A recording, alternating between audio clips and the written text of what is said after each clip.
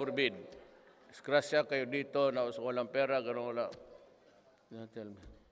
May pera ang gobyerno. May pera ang gobyerno. Nakukurap lang, pero may pera ang gobyerno.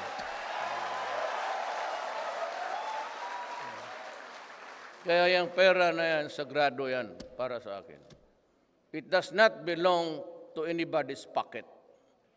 It will not make anybody of us here rich. None of that. Kami trabaho lang. Yan ang pinili namin.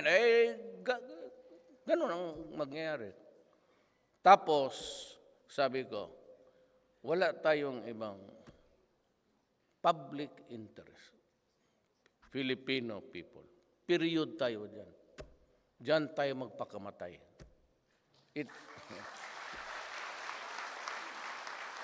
Not every Filipino is given a chance to be a cabinet member or to be president. It would be an honor